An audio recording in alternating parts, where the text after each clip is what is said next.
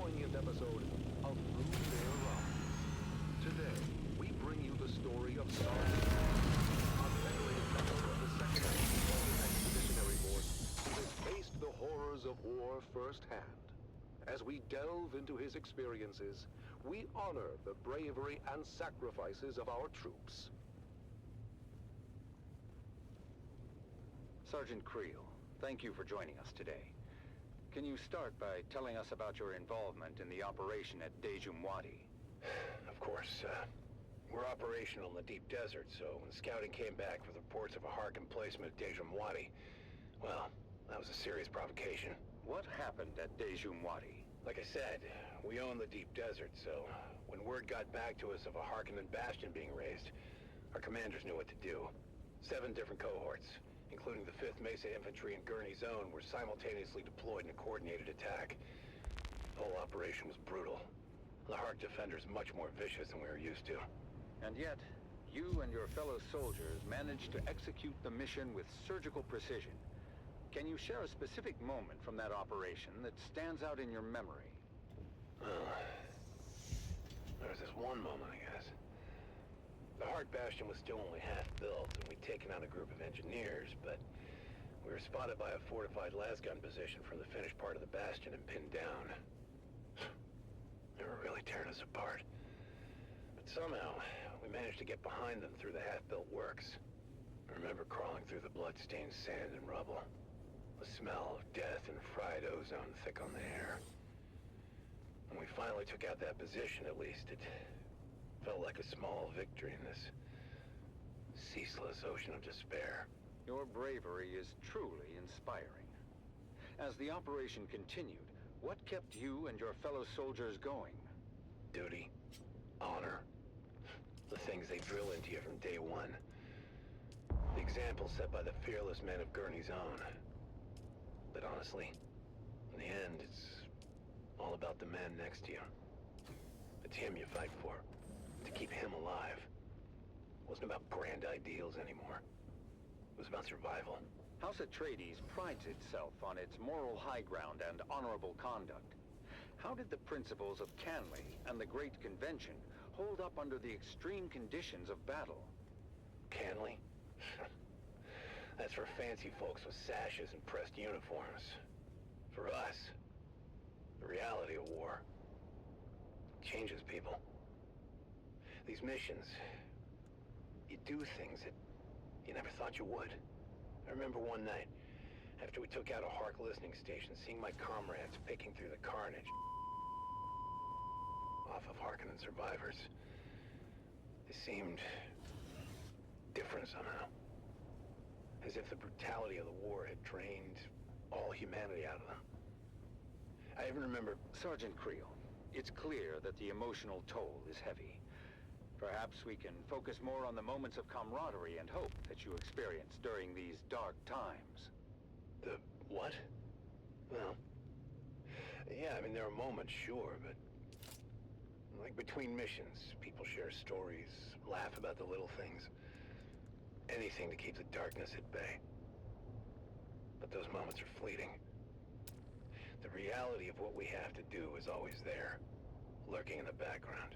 And during the shield wall operation, what was the state of your unit at that point? It was pretty chaotic. At that point, we were exhausted, just barely holding on. More than half the unit was replacements by then. Young, inexperienced kids, really. Just hanging on by the skin of their teeth. And the Harkonnens had good intel. They somehow knew about most of our operations beforehand. I lost more friends in those days than I can count. I mean, we were just trying to stay alive, you know? Mission by mission, but... really, what was the point of it all? Sergeant Creel, I'm sure at least you find some solace in knowing that your courage and sacrifice will never be forgotten. Can you share with us the impact your involvement in these operations has had on you personally? I mostly just remember the faces, the screams, the loss. I mean, I try to recall the good we did, the successes and the victories, but it's hard. so damn hard. Your service and dedication to House Atreides are deeply appreciated. We thank you for sharing your story with us. Yeah, thank you. I just hope it was worth it. And that concludes our interview with Sergeant Creel. His story is a stark reminder of the sacrifices made by our brave special forces. Let us honor their sacrifices and strive for a future where this can finally end and the Harkonnens are eradicated from all of Arrakis. You have listened to another episode of Through Their Eyes, first-hand accounts from the front lines, presented by your host, Redondo Monroe.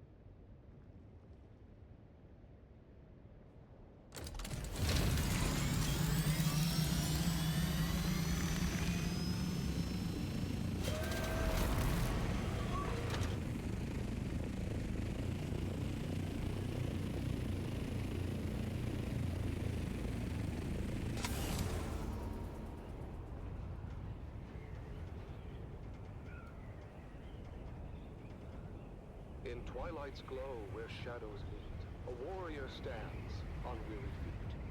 His sword, once bright, now dulled with strife, reflects the toll of countless lives. Oh, fate, you've carved this path of pain, through deserts vast, through blood and rain. Yet honor binds my heart tonight. For House Atreides, I still fight. Remember those who fell in fields, whose courage were their only shields.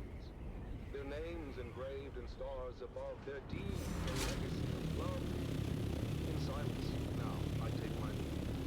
For battle's end, and souls must grieve. But know this truth, my comrades dear, in every heart he still stands near. Oh, house of just and noble name, we've lit the stars with honor's flame. And though my journey's end is near, House Atreides, shed no tear. For in the halls where heroes rest, where valor shines, we'll meet again in timeless peace, where all our pains and trials cease. In twilight's glow where shadows meet, a warrior stands on weary feet. His sword, once bright, now dulled with strife, reflects the toll of countless lives. Oh, fate, you've carved this path of pain, through deserts vast, through blood and rain. Yet honor binds my heart tonight. For House Atreides, I still fight. Remember those who fell in fields, whose courage were their only shields. Their names engraved in stars above, their deeds the legacy of love. In silence, now, I take my leave. For battle's end, and souls must grieve. But know this truth, my comrades dear, in every heart we still stand near. O house of just and noble name, we've lit the stars with honor's flame. And though my journey's end is near, House Atreides, shed no tear. For in the halls where heroes rest, where valor shines, where hearts are blessed, we'll meet again in timeless peace, where all our pains and trials cease. Powerful words that remind us of the courage and resolve that lives in every Atreides heart.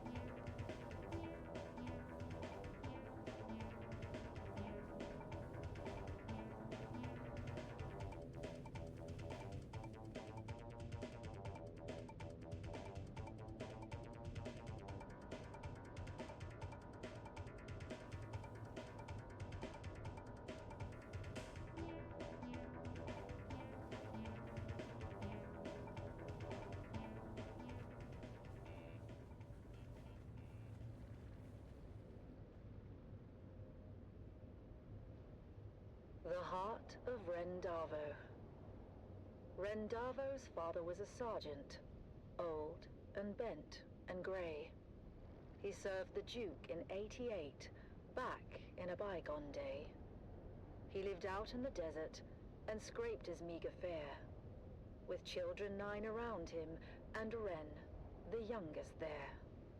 The older siblings learnt some sense, but Ren was left without. He was tall, but short on wisdom, and grew up broad and stout. Pious, cheerful, willing, yet he seldom did things right. "What will become of you, poor boy?" his father asked each night. And finally, Ren answered, "A soldier, sword in hand. If all else fails, at least I can still die for Duke and land." Ren packed his bag and went to join the brave Atreides troop. Strong and fit, and healthy too, he was welcomed in the group.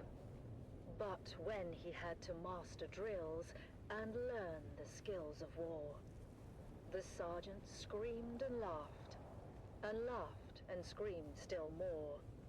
For when ordered to turn left, Ren would quickly turn to right, and told to shoulder arms instead, he charged with all his might. Rendavo's drills and troubles became a well-known tale. Even famous Duncan, Idaho, would smile at him. Was ordered off to war. The officers debated. Was he suited for that job? But Ren just let them argue. He stood there, broad and straight. "If with the others I can't go, I'll go alone. Just then." He took his sword and backpack and marched out with the rest. At camp he was their servant, fulfilling each request. But when the battles raged, he was ordered to stand back. He didn't understand when to take cover or attack. Duncan Idaho was on the run, Harkonnens in his tracks.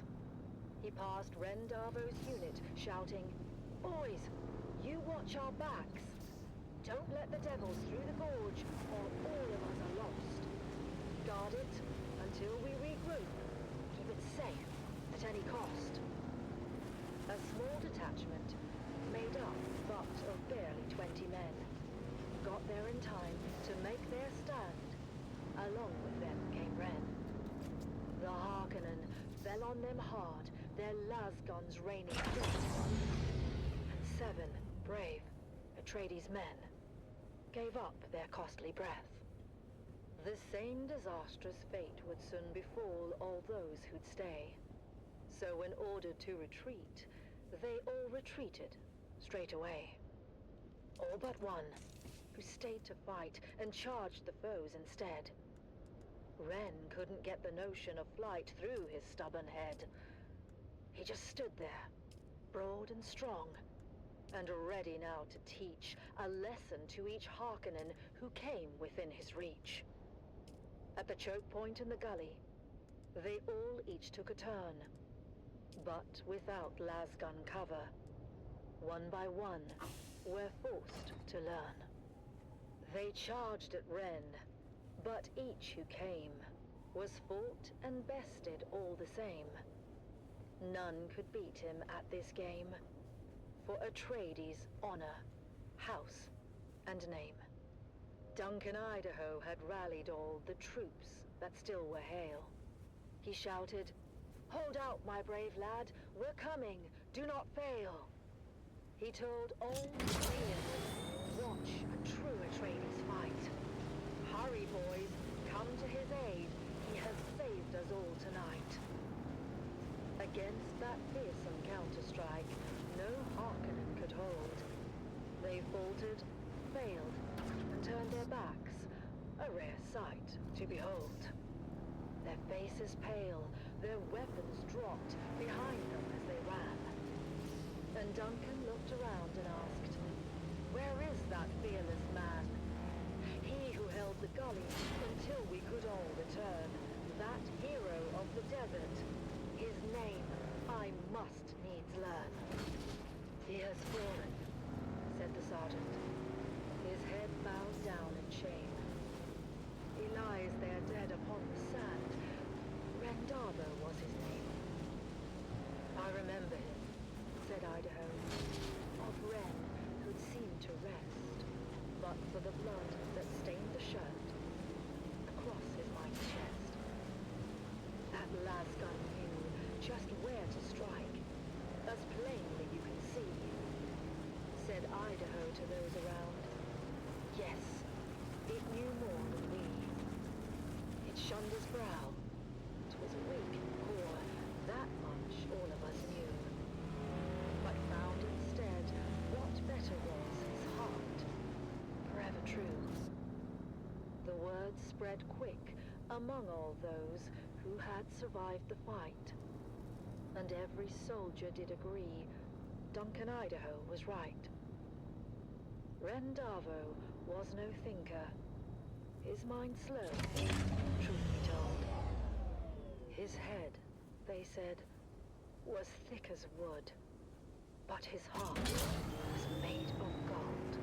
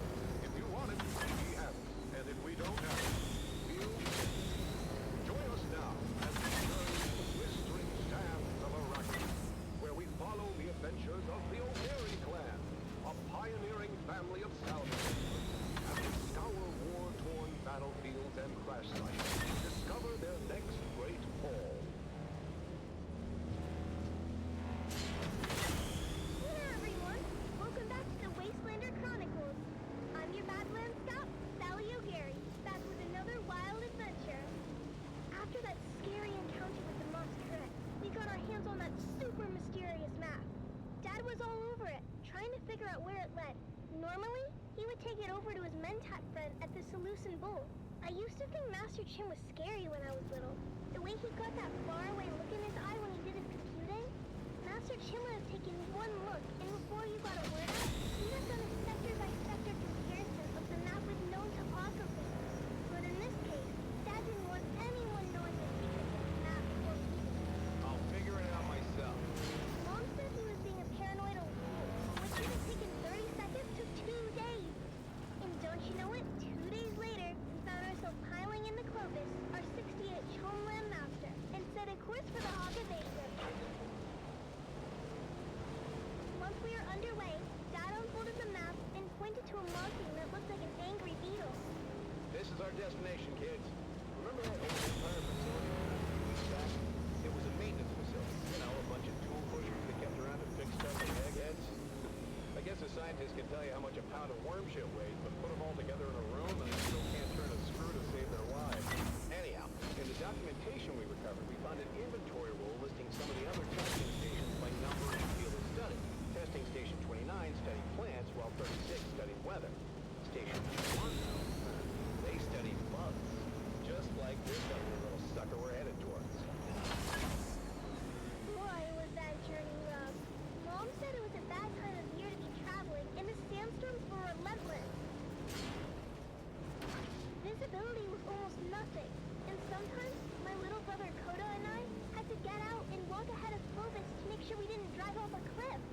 Eventually, we arrived at the sector indicated on the map, and we hid Clovis away, where she would be safe.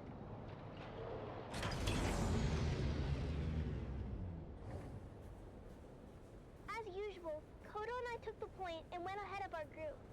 I won't lie, every step of that mission was a chafing nightmare. Before we left Clovis, I made the harebrained decision to break in a handed-down steel suit that didn't fit right. I was in rare form and fit for time when we finally came upon the massive portal in the rocks. By then, we'd been to enough of these old testing stations to know one when we saw it. The oversized doors were slightly open, but peering in, we could only see darkness. Koda was immediately apprehensive. Reading a lot of foot traffic, Sally. I'm not sure how lost this old testing station really is. Of course, that's when Dad and the rest of the family arrived. I knew it! Keep it down, Finn. I knew it! You said I was a fool. You said I'd lead us into an ambush. The night is young. Ignore your petulant mother, kids. We go in wedge formation. After me. We squeezed through the narrow aperture with ease, but quickly found our way blocked by a massive pit of darkness. After we recalibrated our optics for low light, we found a narrow ramp that wound down to the gaping shaft. I forgot all about my chafing as we descended into the darkness. I hated the feeling in there, the lonely, oppressive atmosphere that long-abandoned places had in common. But the spell was quickly broken when a Harkonnen fire team floated on the center of the shaft from above. We flattened ourselves against the wall and kept out of their lights as the noisy and oblivious troopers floated past. You know that bloody city will never be finished. The beast is a fool. One day the Baron is going to come here and see where all his Solaris went. You don't want to be around when that happens. And why is it you don't want that? You haven't met the Baron yet, have you, boy? Damn it, Finn. This isn't a testing station. It's a Harkonnen base. Can it be both? I told you the night was young. So, what do we do now? This place is huge, and we came this far. I say we go on high alert and check it out. We couldn't risk getting caught, so we stepped to the shadows and moved as quietly as we could. Every direction. We saw rooms full of weird machinery and old tech, stuff I'd never seen before. But oddly, no bugs or insects of any kind. There were never any bugs, Sally. I think the symbol on the map indicates Harkonnens, not bugs. Well, the helmets are kind of bug-shaped to look at. That's when we heard footsteps and ducked into a side room just in time. Peeking out, we saw a group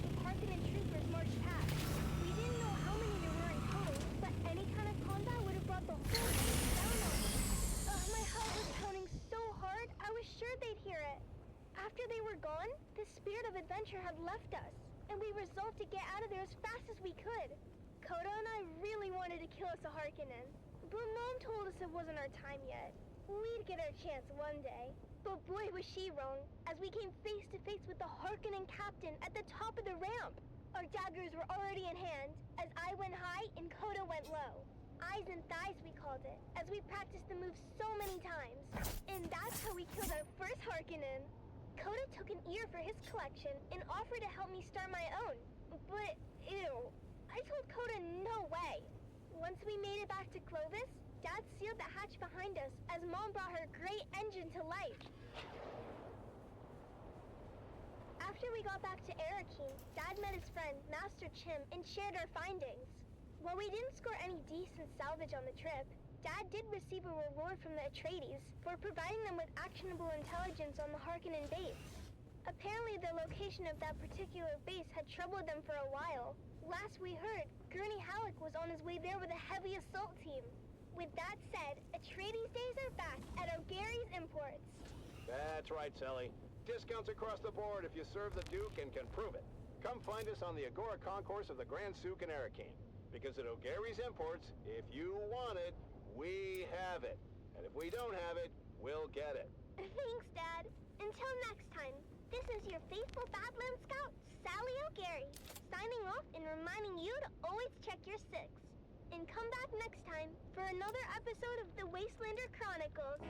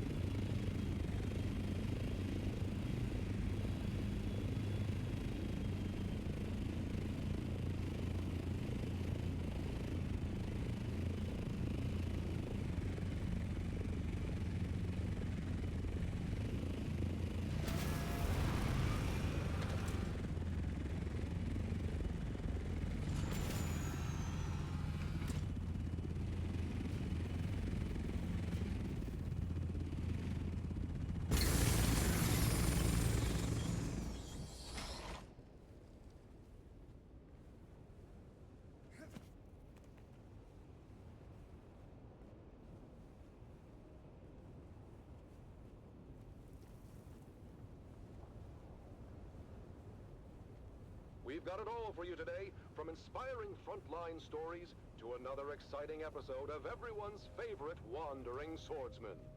But first, let's kick things off with some sonorous sounds for your listening pleasure. You're listening to Vox Atreides, the voice of the Duke.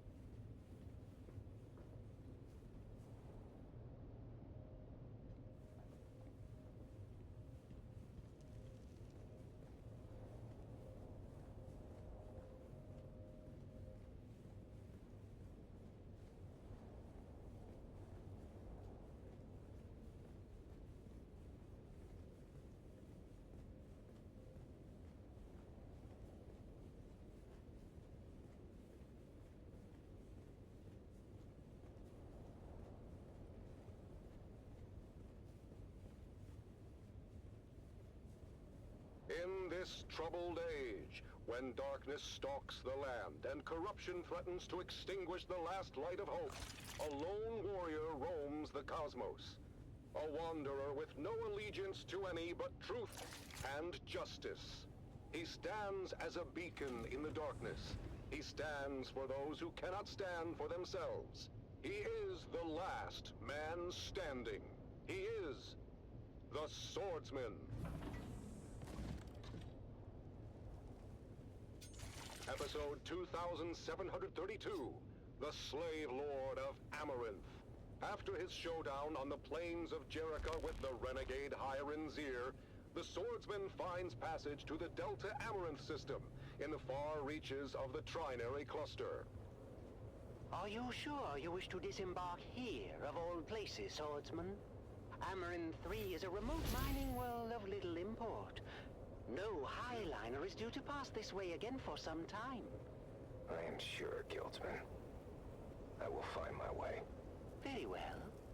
A Joan resupply freighter leaves within the hour.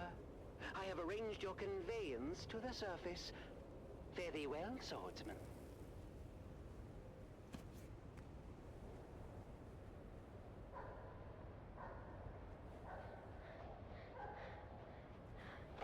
Oh, there, boy.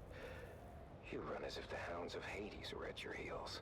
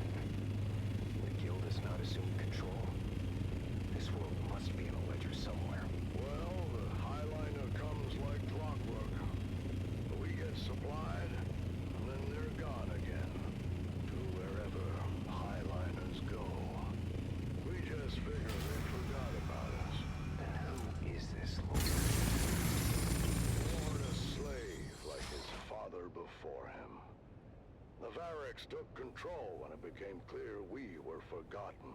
A Mala, claiming lordship over other Mala. We must go, Sirrah. If Lord Varric's men find you, I don't know what they'll do. Take me to the slave called Varric. Justice will be served.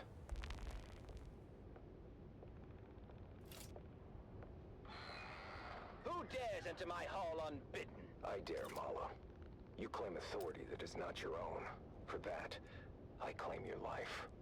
Oh, you? What is your name, stranger? I would know what to mark upon your grave. I am the swordsman. Your false reign is over, Varric. Guards, don't just stand there. Get him!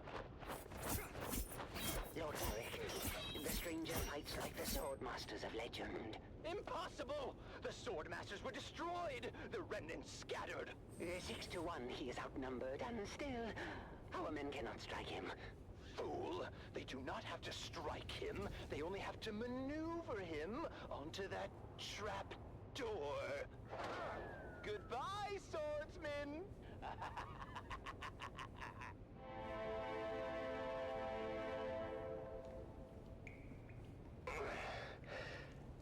Save your breath, stranger.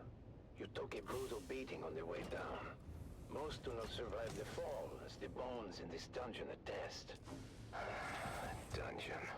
Below Lord Varric's audience chamber. I am Rodrigo. He is no lord. Not in any legitimate sense. I'm not sure that's a distinction many here would appreciate. What else is a lord if not a title claimed by force?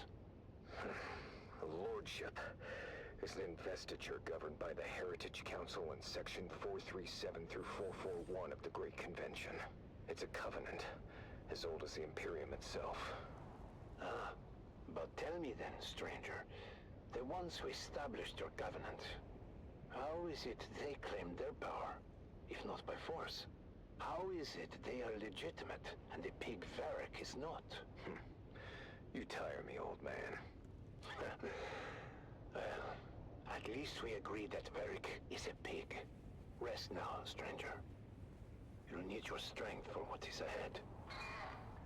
Damn it, I oiled that hinge. Can he walk? Can you walk, stranger? Our last true governor had the unshakable fear that the people would rise against him and throw him down here. I helped to build this secret exit to ease his paranoia. Did it? Yes. Until House Waco fell. Then the people turned on him and threw him down here. But he escaped through a secret exit. No.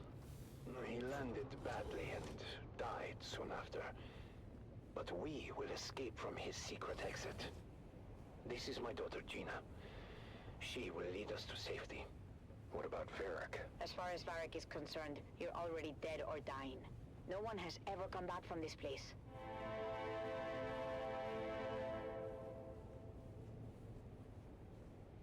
Easy now, swordsman. I've tended to your wounds. Thank you, both. My father was a draftsman in the Imperial Engineering Guild and helped to build this humble colony. Armor in 3 isn't much, stranger, but we are self-sustaining.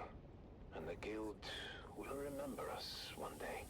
We were doing just fine until Varric's grandfather took over. Lord Varric is just the latest in a long line of assholes. We have seen too many good men fall trying to stand against him. There are enough of you. Why not fight back together? The fear of death, I suppose. The land here is harsh. The work grueling. Without our men, our families would starve. Fear is a powerful chain, stranger. A chain we will break together. Send word to the villagers. It's time to end this.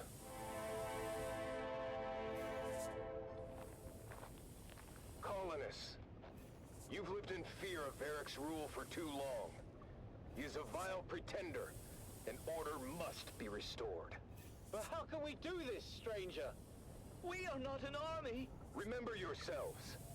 You are Imperial peons, with all the rights and protections that station implies. But who will stand for us?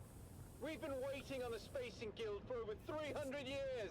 I will stand for you, and you will stand for yourselves. But how? I will train you, after I have forged a new sword.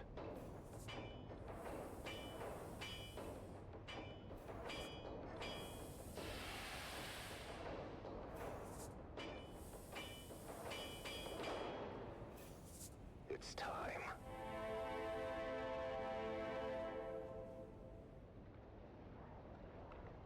Today we break the chains of bondage. Today, we fight! Huzzah!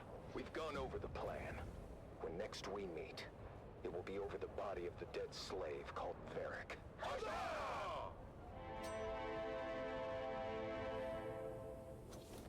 So then I told the farmer, if you cannot pay your proper tribute, perhaps your comely young daughter can pay it for you. Slave Lord Varric, your false reign ends now. You? But how? Guards, get him!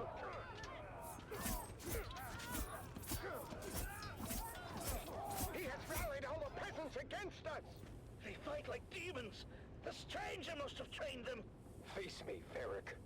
I will take care of the stranger myself.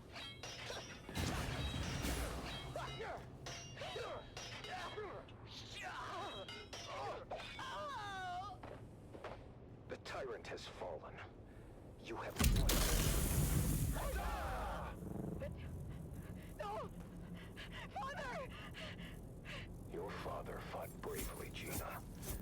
His sacrifice was not in vain. Thank you, swordsman. You saved us, but I've lost my father in the bargain. His spirit lives on in the freedom you now share. Freedom to serve your proper masters, the Spacing Guild, who will undoubtedly return soon to claim you all. But what do we do until then? Hunger and disunity may come, but you must remain steadfast in your duties, and the honor of that will sustain you. Remember, a righteous heart is never truly empty. You're right, swordsman. Is there any way we can repay you? Setting things right is payment enough. And now, I must move on. I'll never forget you, swordsman. Swordsman? Where did he go? And so, the swordsman leaves another world better than he found it. Join us next time for another chapter in the saga of the Swordsman.